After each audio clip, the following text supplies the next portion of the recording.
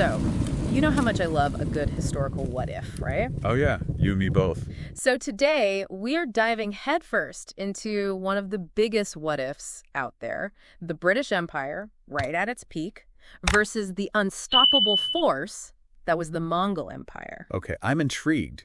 Two completely different styles of empire, completely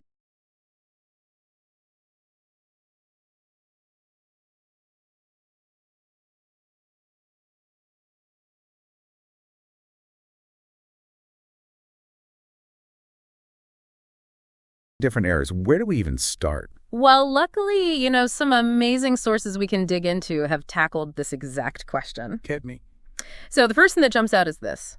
The Mongols were the ultimate land conquerors, hands down. Right, like nobody messed with the Mongols on land. But, and it's a big but, the Brits had this whole, modern firepower thing going on, and don't forget about their navy. So land versus sea, old school versus new school. This is getting good. Exactly. But before we jump into how those differences might have played out, we got to give credit where credit's due. The Mongol war machine was nothing short of incredible. I mean, we're talking about an empire built on horseback. Absolutely. The speed and maneuverability of the Mongol armies, it was legendary. Right. It's almost impossible to overstate how much ground they covered. Most of Asia, a big chunk of Europe, all on horseback. And it wasn't just about being, the fastest horse in the race. They were masters of strategy. They used everything at their disposal. The terrain, the weather, even fear itself. Okay, you're going to have to give me an example. How did they actually use that stuff in battle? Well, take the siege of Baghdad in 1258.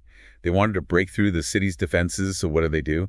They diverted the Tigris River, literally flooded the city. Whoa, that's next level thinking right there. Exactly, and kind of brutal, to be honest. They used captured enemy soldiers as human shields in the initial attack waves.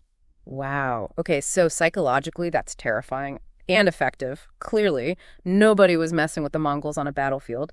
But like you said, we're talking about two completely different eras here.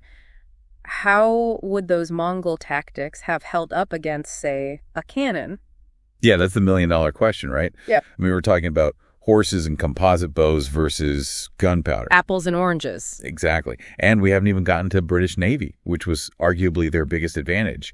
They could control the seas, which meant controlling trade routes, cutting off supplies, you name it. Remember that siege tactic we talked about? The flooding. Yep. Now imagine the British blockading Baghdad's port. No supplies, no reinforcements. That changes things. Yeah. Right.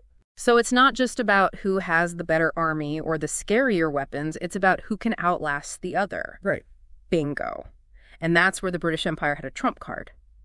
Industrial capacity. They could churn out weapons and ammo like nobody's business. They had factories, they had resources, they had a global network. So it sounds like it's advantage. Right. Britain. Based on the sources, yeah, probably. But never underestimate the Mongols' ability to adapt. I mean, these were people who incorporated gunpowder technology into their own armies eventually. So who's to say they wouldn't have found a way to level the playing field, even against an enemy as advanced as the British? Okay, that's a little terrifying. So we've got military might, we've got technology, but we're still missing a huge piece of the puzzle, right? Exactly. Because it wasn't just about how these empires fought wars, but how they interacted with the world. The Mongols had a reputation for, well, at least relative tolerance. Right. They allowed conquered people to largely keep their own religions and customs. They were all about incorporating those conquered people into their empire. So could that have played a role? Could they have used diplomacy or cultural exchange to their advantage against the British? Fascinating. We've covered military strategy, technological advancements, and even the cultural dynamics at play.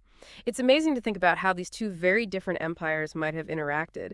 But here's one final thought before we wrap things up. What if the real battle wasn't fought on the battlefield at all? What if it all came down to diplomacy? The Mongols were known for their negotiation skills, for their ability to forge alliances. Could they have outmaneuvered the British in the political arena? Just something to consider. This has been an incredible deep dive, and thanks to everyone for joining us.